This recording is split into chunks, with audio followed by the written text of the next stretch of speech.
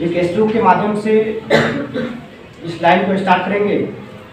यथा शिखा मयूराराम नागराम मर्यो यथा तद वेदांत शास्त्राम गणितम मूर्धन वर्तते। इसका मतलब है कि जिस प्रकार मयूर मतलब मोर में शिखा का स्थान सर्वोपरि होता है और नाग में मणि का स्थान सर्वोपरि होता है, उसी प्रकार वेद शास्त्र और पुराण में गणित का स्थान सर्वोपरि और सबसे ऊपर माना जाता है। आप जानते भी हैं कि गणित ऐसा विषय है जिसको विश्व में सबसे ज़्यादा पढ़े और पढ़ाया जाने वाला सब्जेक्ट है।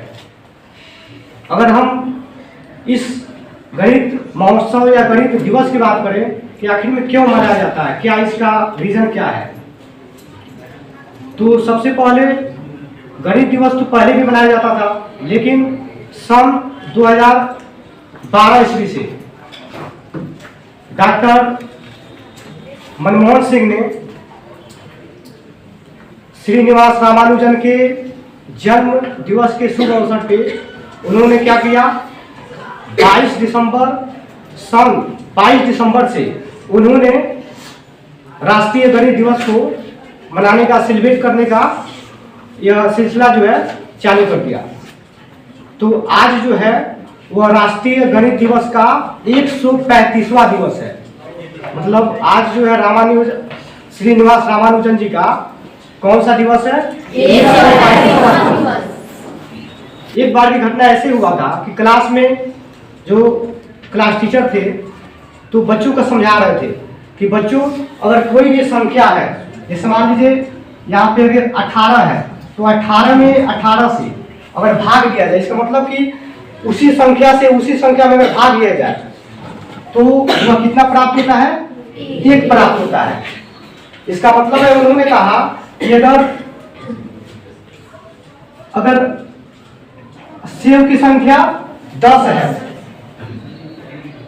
ठीक है, मतलब सेब की संख्या तो 10 है और सेब देने वाले की संख्या 10 है, ठीक है, तो इसका मतलब कि सेब की संख्या 10 है तो प्रत्येक को अगर सेब वितरित किया जाए तो कितना प्राप्त होगा? 1 सेब प्राप्त होगा।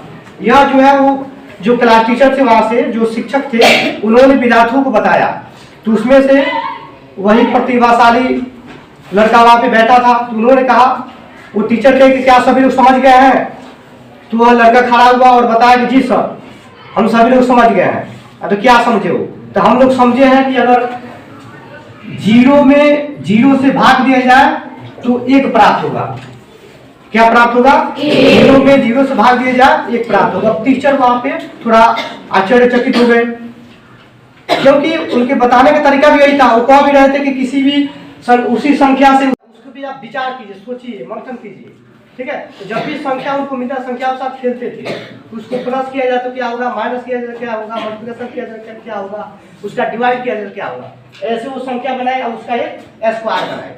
उन्होंने ये देखा कि अगर इन संख्याओं का, यहाँ पे इसको बोला जाता है रो, इसको बोला जाता है कॉलम, इन संख्याओं का अगर रो का पहला जो रो है, इन संख्याओं को अगर ऐड किया जाए, इन संख्याओं को अगर ऐड करोगे तो कितना प्राप्त होगा? 139। इन संख्याओं को अगर ऐसे रो वाइज और ऐड किया जाए कितना प्राप्त होगा? 139। इसी तरह इसका भी अगर ऐड किया जाए तो कितना प्राप्त होगा? 139। इसका भी ऐड किया जाए तो 139 और इसका भी ऐड किया जाए तो कितना प्राप्त होगा? 139। ये तो रहा रो क्रम में। और कॉलम क्रम में इसका ऐड किया जाए ऐसे, इसको सभी को ऐड किया जाए कितना प्राप्त होगा? 139। इसका भी क्या प्राप्त होगा?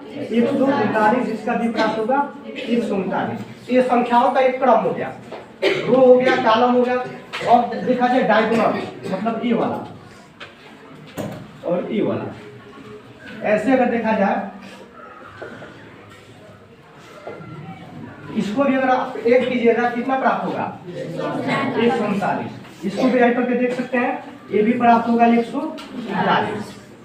अब देखिए ये वाला लीजिए, मैंने इसका रो वाला दूसरा और तीसरा, और फिर इसके नीचे का लीजिए ये वाला, इसको भी ऐड करेंगे कितना प्राप्त होगा 139। किसी का आप लीजिए, उसके बाद से इसका लीजिए और इसका लीजिए, इसको भी ऐड करेंगे कितना प्राप्त होगा 139। इसका मतलब कि उन्होंने ऐसा संख्या तैयार किया कि जिसको किसी तरह से अगर ऐड किया जाए तो कितना प्राप्त होगा 139। ये उनका इसका कहने का मतलब है, जो भी कॉन्सेप्ट यहाँ पे लिया गया है दिखाया जाए, इसका मतलब यही है उन्होंने कैसे सोचते थे, वे संख्याओं को लेकर कैसे खेलते थे। एक बार तो ऐसा घटना हुआ था कि प्रोफेसर हार्डी जो थे वो अपने वैन से, अपने गाड़ी से, कार से बैठा कर उनको लेकर जा रहे थे।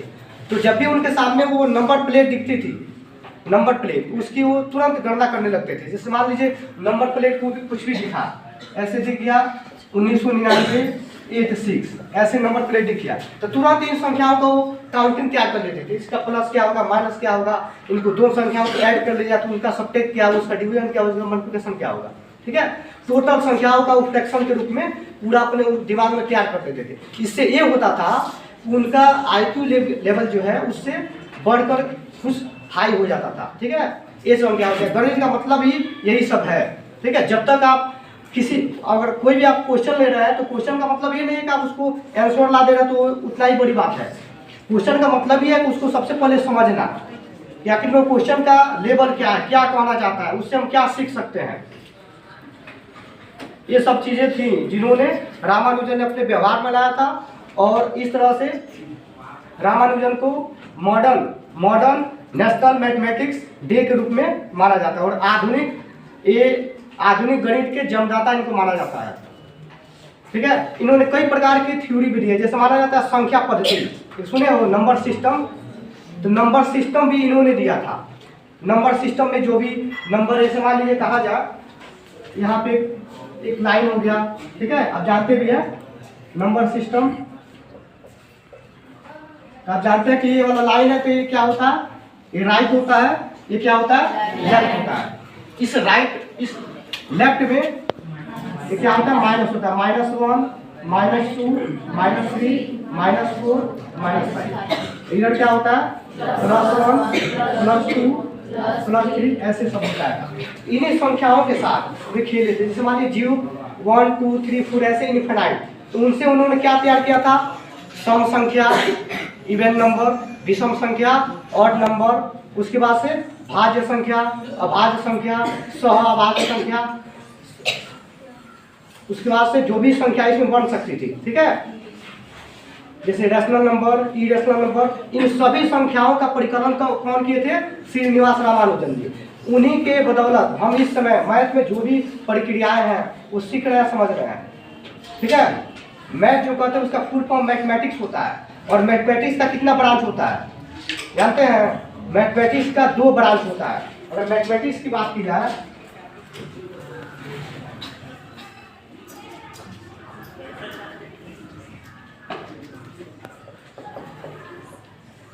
इसका 2 ब्रांच होता है। एक होता है रियल मैथमेटिक्स,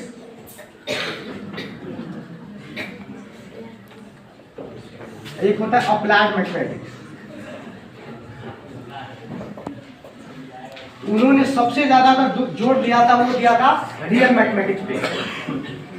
ठीक है, इस तरह से आप देखिए कि मैथमेटिक्स से कितना ब्रांच होता है, 2 ब्रांच। एक होता है रियल मैथमेटिक्स, एक क्या होता है अप्लाइड मैथमेटिक्स। तो उनका सबसे ज्यादा अगर फोकस था तो किस पे था, रियल मैथमेटिक्स पे। आप लोग जो भी पढ़ रहे हैं, ठीक है, ये दोनों का मिश्रण है, मतलब इसमें सबसे ज्यादा अप्लाइड मैथमेटिक्स है। लेकिन इसके हायर में जाइएगा, इंटर के बाद, इंटर में कुछ चीजें हैं रियल मैथमेटिक्स के, ठीक है, उसके बाद वो रियल मैथमेटिक्स होता है।